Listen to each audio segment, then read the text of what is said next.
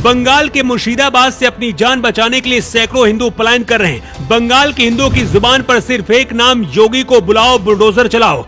वक्फ board bill के नाम पर 3 परिवारों को कट्टरपंथियों ने बर्बाद कर दिया। ममता बनर्जी के खिलाफ पूरे देश में भयंकर गुस्सा है। कोर्ट को भी संज्ञान लेना पड़ा। केंद्र सरकार ने सेना उतार दी, लेकिन अब योगी की एंट्री से बंगाल में खलबली मच गई है।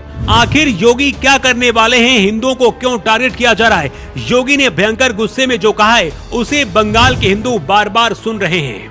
मुर्शिदाबाद में नमाज के बाद वक्फ विधेयक के खिलाफ हजारों लोग सड़कों पर उतर पड़े और नेशनल हाईवे 24 ब्लॉक कर दिया।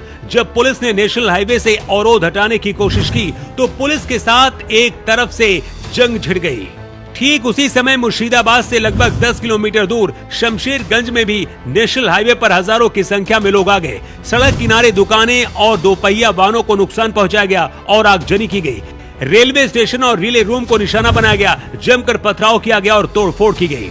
जुमे की नमाज के बाद बड़ी संख्या में मुस्लिम वक्फ कानून का विरोध करने उतरे थे। इसी बीच पुलिस वैन वहां से गुजर रही थी तो लोगों ने इस वैन पर भी अपना गुस्सा उतारा, जमकर पत्थरबाजी की, जिसके चलते कई पुलिसकर्मी भी घायल हो गए।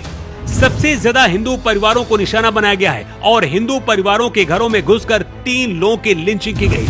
उसके बाद हालातों को संभालने के बजाय ममता बनर्जी का बयान आया, जिसमें ममता बनर्जी ने कहा कि वक्फ बोर्ड बिल हम लेकर नहीं आए हैं और इस बिल को हम लागू नहीं करेंगे। ममता बनर्जी के बयान से ऐसा लगता है कि राजनीतिक दल ही वक्फ बोर्ड के नाम पर मुसलमानों को भड़का रहे हैं। लेकिन जैसी बंगाल हिंसा पर योगी आदित्यनाथ की बंगाल में एंट्री हुई, ममता बनर्जी को लगता है अब बंगाल छोड़कर भागना पड़ेगा।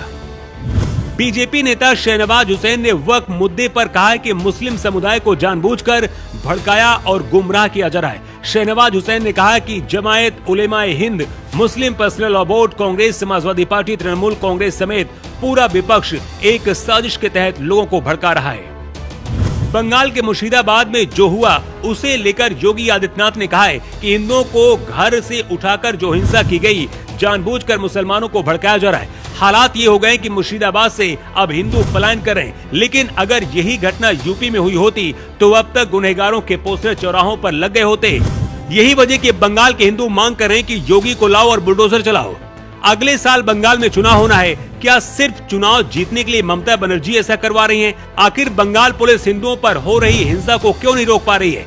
जिस तरह से बांग्लादेश में हिंदुओं के साथ अत्याचार हो रहा है, उसी तरह से बंगाल में हिंदुओं का हाल होता जा रहा है। लेकिन अब जिस तरह से हालात हैं, बहुत जल्द राष्ट्रपति शासन भी लग सकता है। कोलकाता हाईकोर्ट के दखल के बाद बंगाल में बीएसएफ की 8 कंपनी भेज दी गई है। सोचिए, जो लोग वक्फ बोर्ड बिल के नाम पर 3 बेगुनाह हिंदुओं को घर से निकालकर उनको मार सकते हैं तो और क्या नहीं कर सकते। शायद इसीलिए योगी आदित्यनाथ कहते हैं बटोगे तो कटोगे, क्योंकि मुर्शिदाबाद में जो हुआ वो सबसे बड़ा इसका सबूत है। बंगाल में अगर योगी जैसा मुख्यमंत्री बन जाए तो 1 महीने के अंदर बंगाल में यूपी जैसे हालात हो जाएंगे। मांग की जा रही कि बंगाल में राष्ट्रपति शासन लगाया जाए। बंगाल के राज्यपाल आनंद बोस ने अमित शाह को रिपोर्ट भेज दी है और कोई बड़ा फैसला लिया जा सकता है। जो लोग योगी पर सवाल उठाते हैं उन्हें बंगाल की हालत देख लेनी चाहिए। यूपी देश का सबसे बड़ा राज्य है, लेकिन वक्फ बोर्ड के नाम पर यूपी में अगर यही हालात होते तो अब तक आरोपियों के पोस्टर दीवार पर और बुलडोजर उनके ठिकानों पर चल चुका होता।